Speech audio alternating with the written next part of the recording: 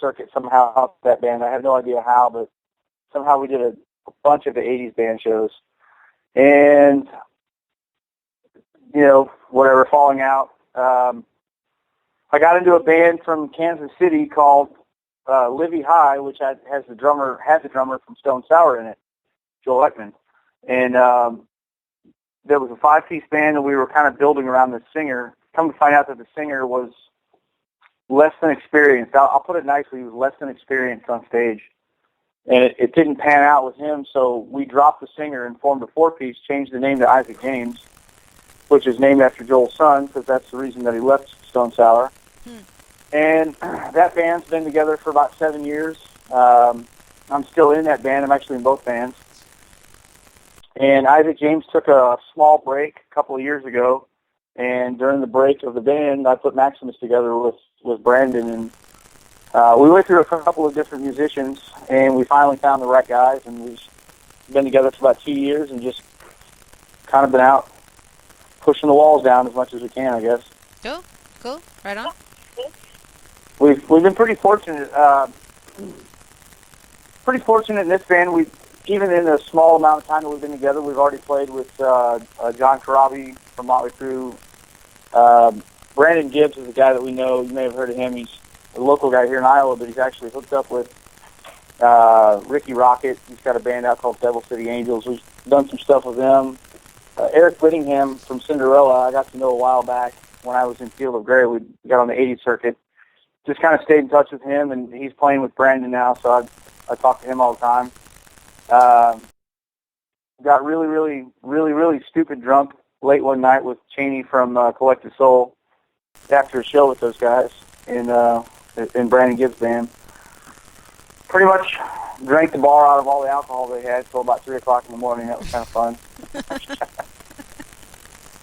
We just played with Saliva and LA Guns here in Western Illinois here not too long ago, back in the fall.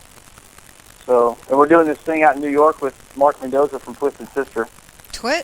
That's actually why we're going up there. We were selected out of 5,000 bands to come up and do this big radio show, play live, and he said it's kind of a mix between a regular concert and a Howard Stern show where 5 bands set up and you get to kind of rip on each other. I'm looking forward to that. Yeah, it sounds like fun. Now, is that going to be broadcasting live on YouTube or anything like that so we all can watch, or what? They've got a website.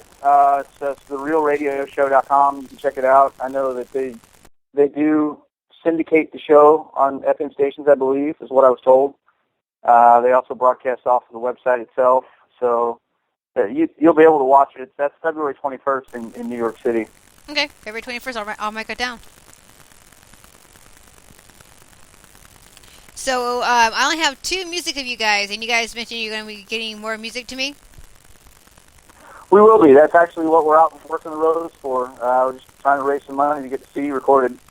We were with the label for a little while, and the label wasn't doing the work for us that we had hoped, so we decided to kind of pull off of that, and we've been doing everything ourselves in-house. We could go to somebody, and we actually talked about going to somebody and trying to get somebody to invest in the band, but when all's said and done, anytime you get somebody else involved with money, then you owe them, and they kind of own you.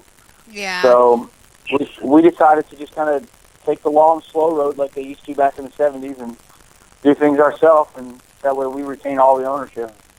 I've been hearing that a lot lately from a lot of musicians who used to be in a label and then they quit the label because of the exact same kind of thing you just said. You know, they want you guys to do, they want them to do their own thing, and they don't care what you have. You can bring to the table. Exactly. You know, and I know that the band's very creative. We're good songwriters. I've had several songs on the radio myself, and I've got a lot of experience in the industry. So, you know, in the last 15 years, I've learned what not to do. Certainly learned what not to do the hard way. And I've learned some things that have been pretty successful. I used to work in radio. I was an AR for a label.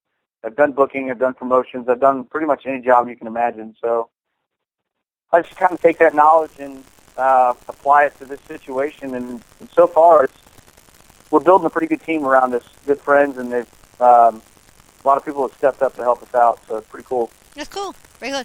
Now, to raise your guys to play, make your CD, are you guys planning on doing an Indiegogo or anything like that? We've got GoFundMe set up. Do we have a bank account set up for that yet?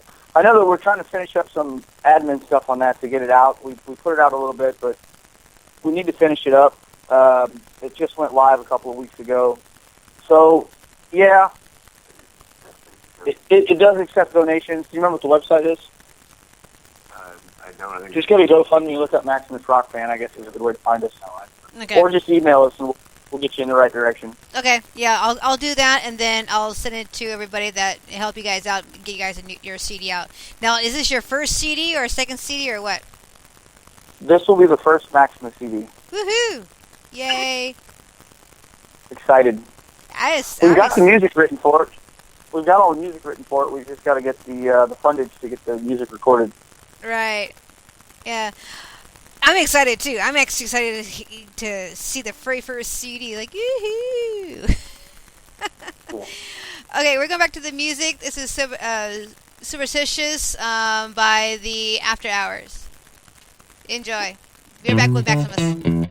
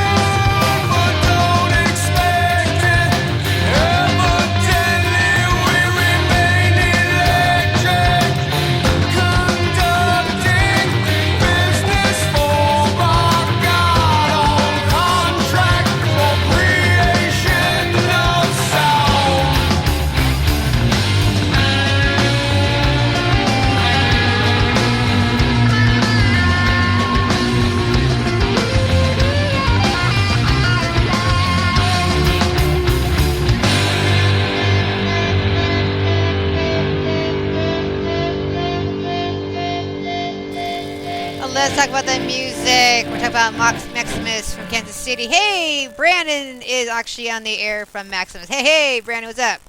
So, we're talking to Blackie. Brandon's on chat room right now, and we're just having a conversation about them going on tour and a brand new CD coming out eventually.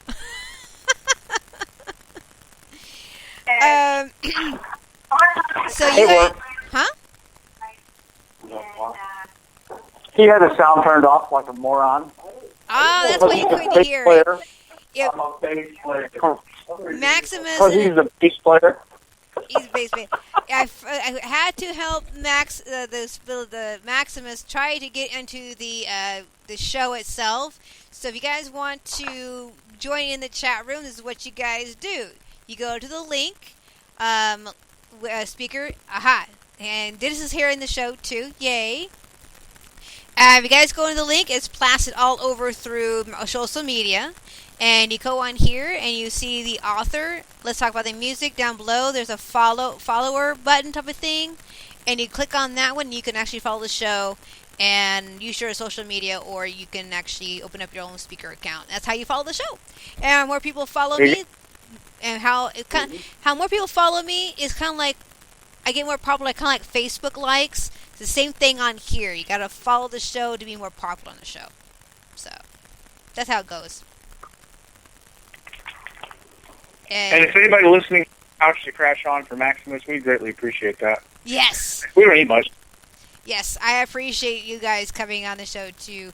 I got Dennis in Seattle. He's actually only one here listening to you guys, except for Brandon, your bass player. Hi, Dennis.